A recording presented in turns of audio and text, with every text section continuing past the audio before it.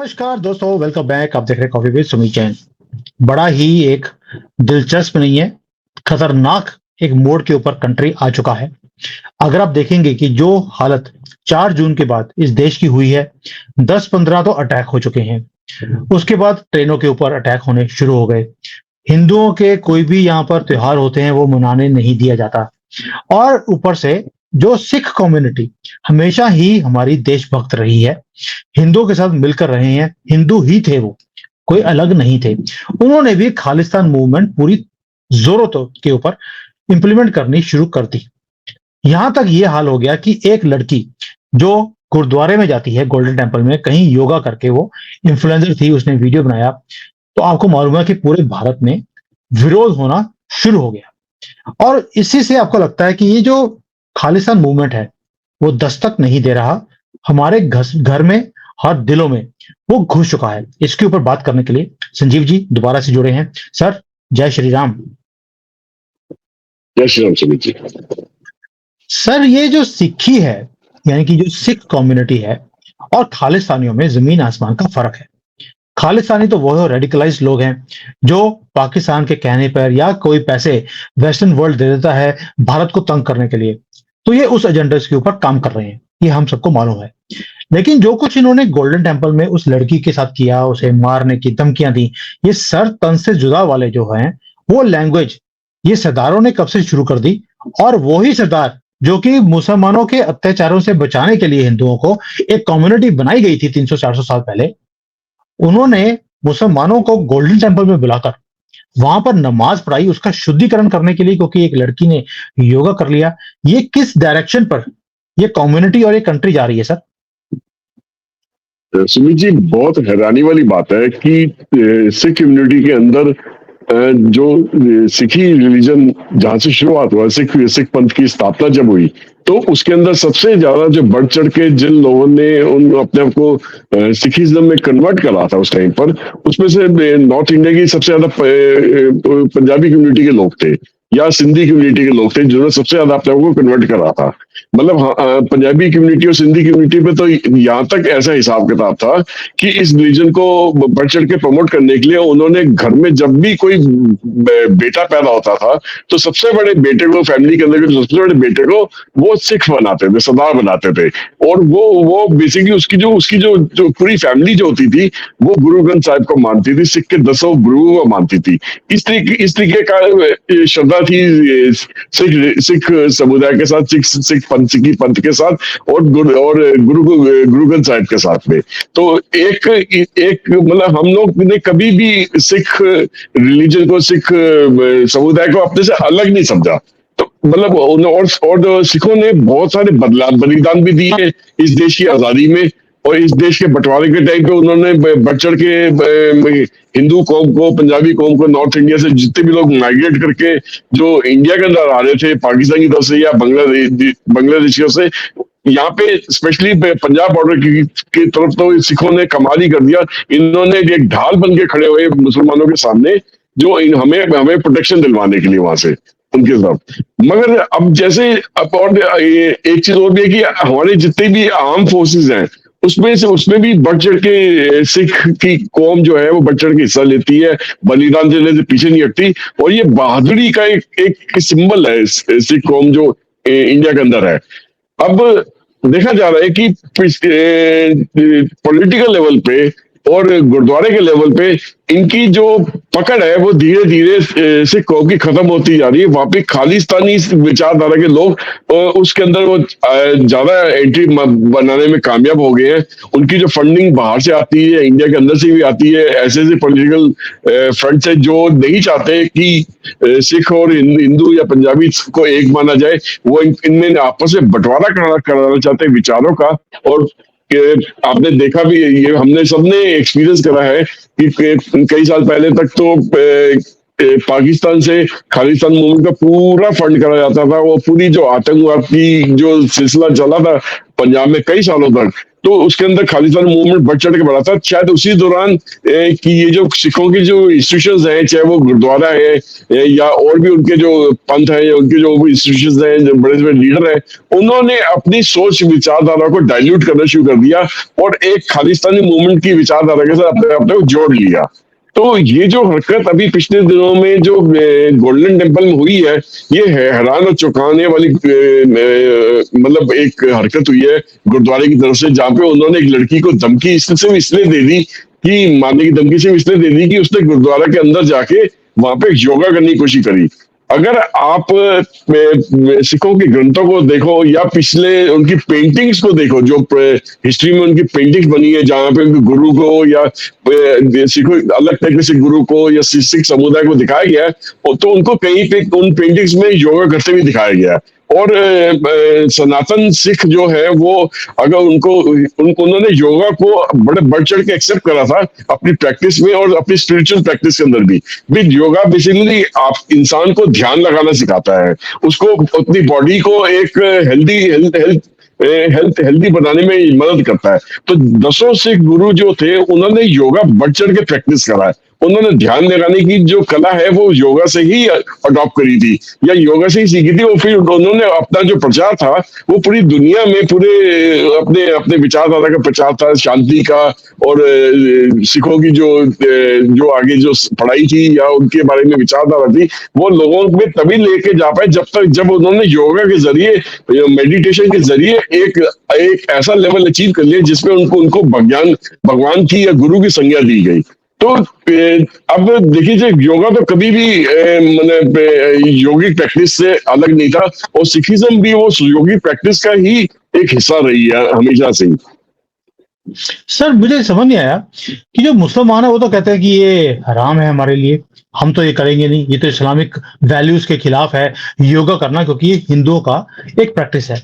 Sikhism में आप बिल्कुल सही कह रहे हैं कि ऑलवेज उनके रिलीजन के पार्ट था, लेकिन यानी कि सिखों ने कहीं ना कहीं जाकर मुसलमानों के साथ हाथ जोड़ लिया और उन्हें की भाषा बोलनी भी शुरू कर दी कि तुसी गजवे हिंद कर लो, असी खालिस्तान का लड़ने।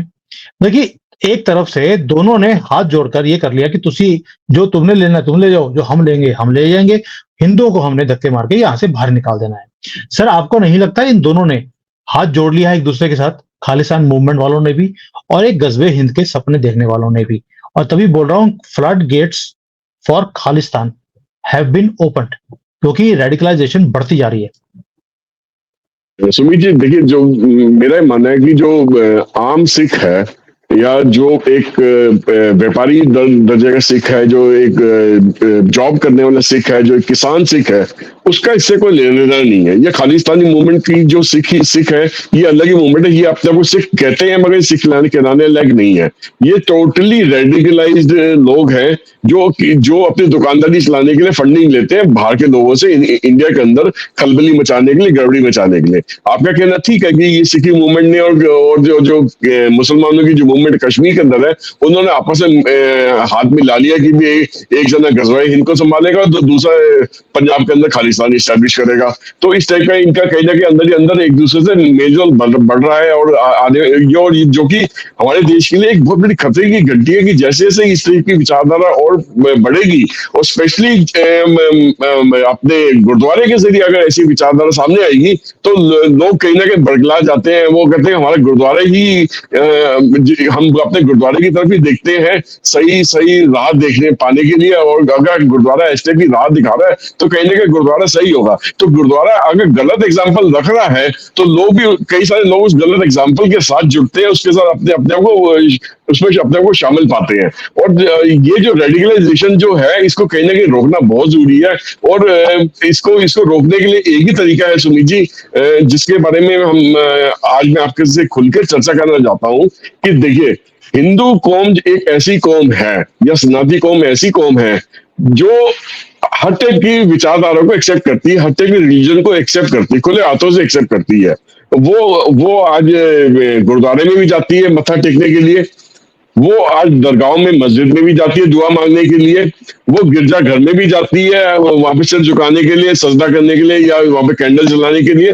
तो उस कौम को जहां से फायदा मिलता है जहां से जिस जिस जिस जगह से फायदा मिलता है वो नजर आता है कि उसकी उसका उसके मन को शांति मिल रही है या उसकी इच्छाएं पूरी हो रही है, वो वहां पे बढ़ चढ़ के जाता है। और वो बढ़ चढ़ के ना केवल जाता है, तो वहां पे जो पूरा इकोसिस्टम है, वहां पे जो बाहर जो दुकानें बनी है, वहां पे जो मैक्सिमम खरीदार लोग होते हैं वो भी हिंदू हिंदू हिंदू कौम के लोग होते हैं। मंदिर के अंदर सबसे ज्यादा जो, या मस्जिद के अंदर या दरगाह के अंदर या गिरजाघर के अंदर जो चढ़ावा है वो भी इसी कौम के तरह ही बढ़ चढ़ के दिया जाता है।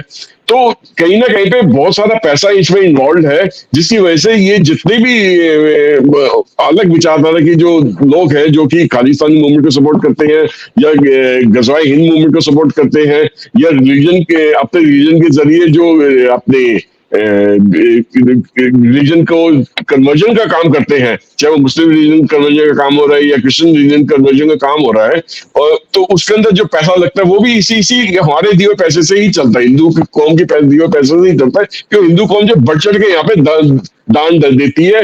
और मेरा ऐसा मानना है कि सुमित जी देखिए, अगर मैं तो एक सवाल पूछना चाहता हूँ अपने सनातन धर्म से जुड़े दोस्तों से, लोगों से, हिंदू धर्म से जुड़े लोगों से, दोस्तों से, भाई बहनों से, कि क्या आपके खुद के रिलीजन के अंदर आपके देवी देवता क्या की कमी है? कोई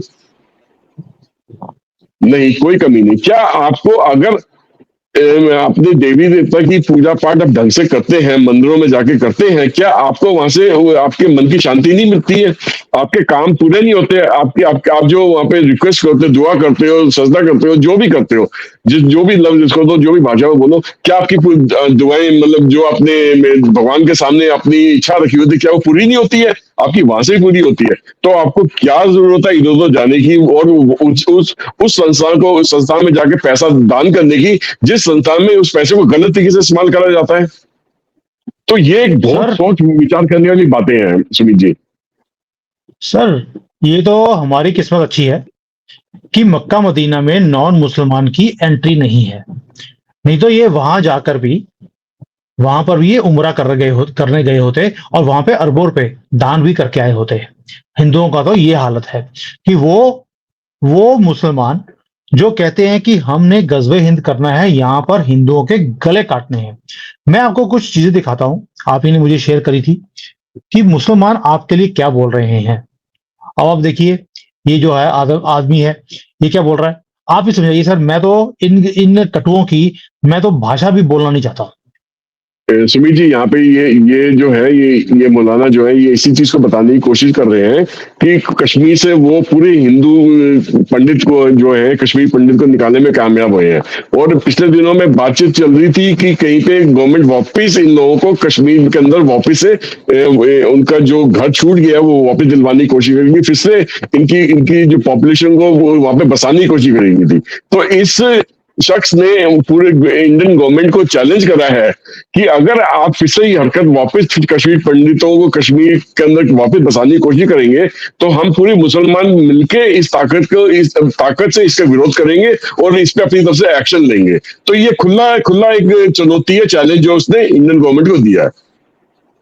और इसके बाद भी हिंदू जो है वो इनकी मस्जिदों में जाना बंद नहीं करते, जहां पर थूक का खाना इनको खाने को मिलता है, वहां पे लंगर भी खा के आते हैं।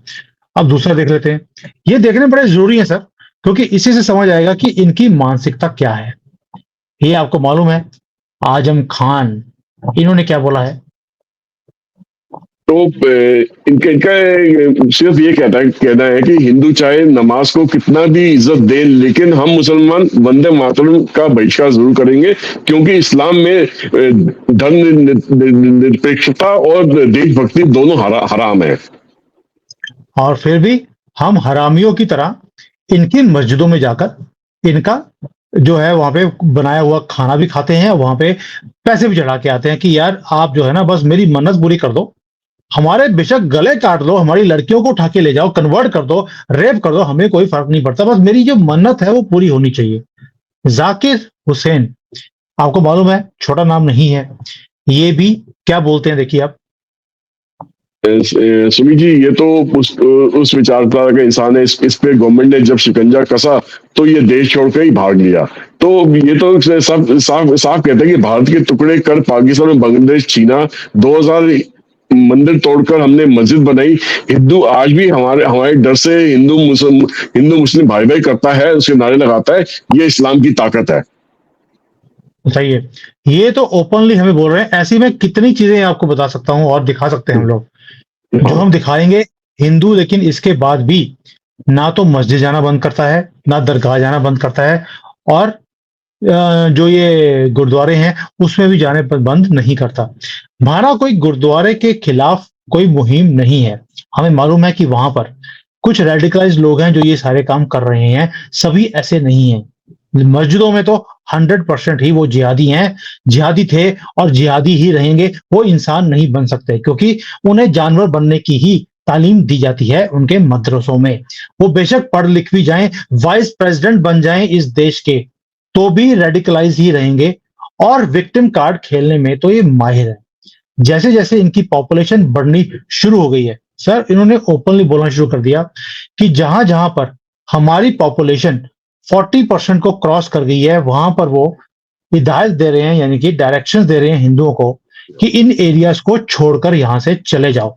आपका अब यहां पर कुछ भी बचा नहीं है, हम सब कुछ आपसे छीन लेंगे। ये तो वही भाषा है सर जो कांग्रेस वाले भी बोलते हैं कि रीडिस्ट्रीब्यूशन में हम सब कुछ छीन लेंगे हिंदुओं का और मुसलमानों को दे देंगे। सुमित जी, जिस मौलाना की तस्वीर अभी आप दिखा रहे थे, उसका ये कहना था कि दुनिया में 56 इस्लामिक देश हैं और किसी भी देश में हिंदू कौम को वोट डालने की इजाजत नहीं है। और भारत में जो जितने मुसलमान हैं, अगर कल को हिंदू गवर्नमेंट या की जो गवर्नमेंट उनसे अगर उनकी वोटिंग राइट छीनने की बात करेगी तो पूरे देश में आग लगाने की बात करेंगे ये। तो ये छोड़ेंगे नहीं, मतलब ये खुली धमकी दे रहे हैं।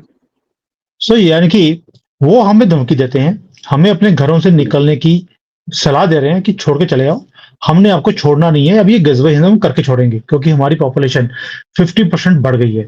यहां तक कि सर इन्होंने, सॉरी ये मेरे को दिखा रही है दोबारा से, यहां तक कि इन्होंने धमकी दे दी कि भाई यहाँ पर जो है कई जगह पे ऐसे हैं जहां पे 50% से ज्यादा, जैसे कि हैदराबाद है, वहां पर 50% से ज्यादा इनकी पॉपुलेशन हो गई है। वहां पर जो मंदिर है वहां पे पूजा पाठ भी आप कर नहीं सकते, मंदिर बंद है, घंटियां बजानी भी अलाउड नहीं है। उन्होंने बोला घंटियां हमने बजानी बंद करवा दी हैं और अब मंदिर भी तोड़ के ही दिखाएंगे आपको। ये कौन बोल रहा है? ओवैसी का जो भाई है, वही गंदा अंडा जो है, वे उसके वर्ड्स हैं। और ये क्या बोल रहा है कि अब हम मंदिर भी तोड़कर दिखाएंगे आपको, और ये हिंदुस्तान में होकर रहेगा। सर ये तो इनकी ओपन चैलेंज है। और इसके बाद भी हिंदू जो है ना मस्जिद छोड़ता है ना दरगाह जाना बंद करता है, वहां पे चढ़ावा भी चढ़ा के आता है। आपको याद होगा अजमेर शरीफ में, शरीफ तो कोई है क्या है वो, शरीफत शराफत तो इनकी कौम में है ही नहीं। वहां पर भी एक बार बैन हो गया था कि हिंदू नहीं आएंगे। सर क्या हाल हुआ था इनका? देखिए, जब भी इकोनॉमिक झटका पड़ता है इनको, अगर हिंदू कौम जाके वहां पे पैसा चढ़ाना बंद कर देती है, वहां पे दान देना बंद कर देती है, तो ये लोग अपने घुटने पे आ जाते हैं, क्योंकि इनको मैक्सिमम पैसा आता ही हिंदू कौम के जरिए है। और हिंदू कौम ऐसी है कि वो अपनी देवी देवताओं को छोड़ के इनके इनके इनके वहां पे जाके दरगाहों में जाके मस्जिदों में जाके सब जगह अपनी श्रद्धा करती है, चादर भी चढ़ाती है और फिर वहां पे दुआ भी मांगती है, और वहां पे इनके इनके इनके, इनके घरों के खर्चे भी उठाती है, इनके इनके 4-4 बीवी और 14-14 बच्चों को भी पालती है। सर ये हिंदू ही बेवकूफ है। मैं तो थंबनेल भी आज का बनाने वाला था कि हिंदू से बड़ा बेईमान कोई और हो नहीं सकता। जो अपने धर्म का नहीं रहा वो किसी का क्या होगा। सर हम वैसे हमेशा इन मुसलमानों को गालियां निकालते हैं, हिंदू भी कम नहीं है, वो हमेशा ही इनके तलवे चाटने के लिए वहां पहुंच जाते हैं। यानी कि कांग्रेस ने हिंदुओं के खिलाफ काम किया पिछले 75 सालों में, हमने फिर भी उनको वोट देकर उनको जिता दिया, अयोध्या भी हरवा दी। मुसलमान गजवा हिंद करके उन्होंने बोलना शुरू कर दिया ओपनली। कल ही मैंने एक शॉर्ट्स बनाए थे और मैंने डाला भी है कि राजकोट के अंदर वहां मुस्लिम पॉपुलेशन जहां पे बढ़ गई है, वहां के एरियाज में हिंदुओं ने अपने मकान बेचने पर लगा दिए हैं, कोई भी खरीदने को तैयार नहीं है। और मुसलमानों ने ओपनली बोल दिया हमने तो फ्री में लेने हैं, आपने सारी उम्र ये मकान बनाए हमारे लिए और हम तो ले लेंगे, हमने तो ऑलरेडी प्लान किया हुआ है कौन सा मकान कौन से मुसलमान ने टेक ओवर करना है। यानी कि जिसने मौलवी को ज्यादा खुश किया होगा, मौलवी उसी का नाम वहां पे रख देगा कि ये मकान बेटा तेरा हो गया। यानी कि खुश करने का तरीका, तो आपको पता ही है बच्चेबाजी ये कैसे करते हैं। तो ये सारा काम हो रहा है भारत में, और हिंदू अभी भी समझा नहीं है। कश्मीर खाली हो गया, बंगाल खाली हो रहा है, केरला खाली हो चुका है, नॉर्थ ईस्ट में आपको भगा दिया गया है। 99% वहां पर या तो कटुए हैं या क्रिश्चियंस हो गए हैं, वहां पर कोई भी आपको हिंदू नहीं दिखता। और हिंदू अभी भी मान नहीं रहा। सर कब मानेगा? जैसे बाकी जगह पे इनके गले काटे गए, वैसे ही जब इनके घरों में जाकर इनके गले काटे जाएंगे, उसके बाद अकल आएगी। शायद ऐसे ही होगा, तभी अकल आएगी सुमित जी। मुझे लगता है नहीं, आपने भी गिव अप कर दिया है, तभी आपने एक लाइन में बोल दिया तभी अकल आएगी। मुझे लगता है जैसे जब गला ही कट जाएगा, उसके बाद तो क्या अकल आएगी, आप समझ सकते हैं। तो ये मुद्दा है आज का कि खालिस्तान मूवमेंट पूरी तेज जोरों पर है, गजवे हिंद पूरी जोरों पर है। मोदी जी क्या कर रहे हैं सर? इसका भी जवाब चाहिए। क्या मोदी जी जब खालिस्तान बनने वाला होगा, कत्लेआम होना शुरू हो जाएगा, गजवे हिंद की पूरी मूवमेंट जोरों पे होगी, तब एक्शन लेने की सोचेंगे? देखिए, मोदी जी एक्शन मोड पर तो है। हमें हमें पिछले दिनों के उनके कामकाज के तरीके से ये चीज जाहिर हो गई है, और शायद आने वाले दिनों में पूरे एक्शन मोड में भी रहेंगे और कई सारे एक्शन, कड़क एक्शन लेते हुए नजर भी आएंगे। मगर क्या मोदी जी इसको इसको पूरी तरीके से जड़ से खत्म कर पाएंगे, या ऊपरी स्तर पे ही खत्म करने की, ऊपरी ऊपरी परत ही हटाने में कामयाब होंगे? नीचे नीचे की जड़ वैसे की वैसी मजबूती मजबूती रहेगी इनकी। तो ये देखने की बात है। इस आने वाले दिनों में इस चीज का पूरा समझ आएगा। और मेरा मेरा मेरा मानना है सुमीत जी, देखिए, मोदी जी की तैयारी तो अंदर ही अंदर पूरी है, मगर जैसे मैंने पहले भी प्रेडिक्ट करा था कि आने वाला साल 1.5 साल उनके लिए बहुत तकलीफ दे रहेगा, क्योंकि जो पूरा इकोसिस्टम लिब्रांडो के हाथ में है हिंदुस्तान के अंदर, वो पूरी कोशिश करेंगे कि मोदी जी अपनी कड़क पॉलिसीज जो आने वाले दिनों में इंप्लीमेंट करना चाहेंगे, वो किसी भी तरीके से इंप्लीमेंट ना हो पाए, उसके लिए लोगों को गुमराह करा जाए। मगर हम हिंदुस्तानियों को, हम भारतीयों को ये सोचना पड़ेगा कि अगर पिछले 10 साल में अगर हमें हमें दुनिया भर में पहचान मिली, अपने देश के अंदर भी पहचान मिली है, तो वो इस गवर्नमेंट की वजह से पहचान मिली। जो तरक्की हुई है, जो तरक्की की सीढ़ियां इंडिया ने चढ़ी है, जो एक एक पावर हाउस बन के उभरा है, वो इस गवर्नमेंट की वजह से ही हुई है। तो इस गवर्नमेंट को जितनी आप सपोर्ट दो उतनी कम है। अगर इसी गवर्नमेंट के अपने हाथ काटोगे तो अपना भी गला कटवाने में तैयार रहेगा। सर ममता बनर्जी ने ओपन कर दिया बॉर्डर को, सुरंगें निकली हुई हैं, वहां से कॉकरोचों की तरह वहां से कॉकरोच आई जा रहे हैं, यहाँ पर कोई रोक टोक नहीं है, और मोदी जी कोई काम नहीं कर रहे। क्या बंगाल को टेक ओवर नहीं करना चाहिए मोदी जी को? सर मुझे गुस्सा आता कई बार, ये सारी चीजें हमारी आंखों के सामने हो रही हैं, ना तो सेंट्रल गवर्नमेंट की तरफ से कोई काम हो रहा है, ना सेंट्रल फोर्सेस की तरफ से काम हो रहा है, मोदी जी कुछ बोलते नहीं है, ममता को कोई लताड़ लगाते नहीं है। सर इतना डर किस बात का है? अगर कांग्रेस की गवर्नमेंट होती अभी तक इमरजेंसी लग गई होती वेस्ट बंगाल के अंदर, आप क्यों नहीं लगा रहे? वहां पे प्रेसिडेंट रूल क्यों नहीं करते सर? कांग्रेस की सरकार जब भी थी, उन्होंने कई बारी इस तरह के एक्शन लिए, कई कई जगह पे उन्होंने गवर्नमेंट को गिराया, कई जगह प्रेसिडेंशियल रूल लगाया। लगभग 17 बारी उन्होंने ऐसा ऐसा काम करने में अपने अपने 60 साल के उनके जो रूल जो करा इंडिया के ऊपर, उसको उन्होंने 17 बारी ऐसा करने में वो कामयाब हुई। बट शायद मोदी जी ने एक बारी भी ऐसा नहीं करा है। मगर मेरा मानना है कि अगर बंगाल के अंदर ये जो जितनी भी गतिविधियां हो रही है सुमीत जी, और जिस तरीके से वहां पे असला इकट्ठा करा जा रहा है, कि शायद बंगाल शायद अंदर ही अंदर एक जंग की तैयारी कर रही है, और वहां की जो रूलिंग गवर्नमेंट है इसके लिए पूरी तरीके से जिम्मेदार है। तो मेरे को क्या लगता है कि जिस भी दिन मोदी जी फैसला लेंगे कि वहां पे प्रेसिडेंशियल रूल लगाने हैं, तो उनको इंडियन आर्मी को वहां पे अंदर भेजना पड़ेगा, इन लोगों से, अपने देश के लोगों से लड़ने के लिए, और इन लोगों को पूरी तरीके से फ्लश आउट करने के लिए वहां पे मतलब जंग लड़नी पड़ेगी, तब जाके वहां के मांग पे हालात सुधरेंगे। और जैसे ही आर्मी वहां पे अंदर घुसेगी, तो जितने भी ये देशद्रोह से जुड़े लोग हैं, ये वहां पे अपनी दुम दबा के भागते नजर आएंगे, और ये काम होके रहेगा। मैं आज ये प्रेडिक्शन भी मेरी, आप सुन लीजिए। सर ये हमारे लोग नहीं है जिनसे लड़ाई करनी पड़ेगी, ये बांग्लादेशी कॉकरोच हैं, और बांग्लादेशी कॉकरोच जो को आप हमारे देश के लोग नहीं बोल सकते। हमारे देश के लोग तो जो हैं वो तो वहां से भाग रहे हैं दुम दबाकर। यानी कि अब इनको भगाने का टाइम आ गया है, या ऑलरेडी लेट हो चुका है, ये वक्त बताएगा। आपने प्रेडिक्ट किया है कि मोदी जी कोई सख्त एक्शन लेने वाले हैं वेस्ट बंगाल में। अब ये कब होगा इसका इंतजार मुझे तो बड़ी बेसब्री से होने वाला है, क्योंकि मुझे मालूम है कि वहां से जो इन्फिल्ट्रेशन है वो कितने लेवल पे हो रही है और चाइना पूरी मदद कर रहा है। इसके ऊपर भी हम एक डिटेल में वीडियो बनाएंगे कि कैसे इन्फिल्ट्रेशन भारत के अंदर चाइना करवा रहा है और किस मकसद से। वो चाहता है कि भारत के टुकड़े हों, यहाँ पर हर रोज आग लगी रहे ताकि कोई भी कंपनीज चाइना को छोड़कर भारत नहीं आए। मैं समझता हूं इनका दर्द क्या है और उसकी प्लानिंग के लिए वो क्या कुछ कर रहे हैं। इसके ऊपर डिटेल में वीडियो अगली बार करेंगे। लेकिन आज जो मुद्दा था वो था गजवे हिंद और खालिस्तान मूवमेंट को जो फंडिंग है वो हिंदू ही कर रहा है, अभी भी हट नहीं रहा। अपने गले कटवाकर ही इन्हें चैन आएगी, अकल इनको उसके बाद भी आनी नहीं है। देखते हैं कहां तक ये गेम चलती है और मोदी जी कब एक्शन लेना शुरू करेंगे। सर, आपका क्लोजिंग कमेंट। सुमित जी, मैं अपने हिंदू भाई बहनों से एक ही अपील करूंगा कि देखिए, आपके धर्म के अंदर आपको किसी भी किस्म की देवी देवताओं की कोई कमी नहीं है। और इतनी देवी देवता है कि किसी एक को भी आप अगर के साथ दे, किसी एक की भी पूजा करें, तो आपकी जितनी समस्या है वो दूर हो सकती है। आपको अपने जो इच्छाएं वो पूरी हो सकती है, आपको मानसिक शांति मिल सकती है। जरूरत यही है कि आप अपने अपने ही मंदिरों को, अपने ही देवी देवताओं को, अपने ही सनातन धर्म के साथ साथ दे, ताकि आपको कहीं और जाके, कहीं और जो किसी भी और ऑर्गेनाइजेशन में जाके उसको फंडिंग देने की जरूरत ना पड़े, उनको उनको मतलब चढ़ावा देने की जरूरत ना पड़े।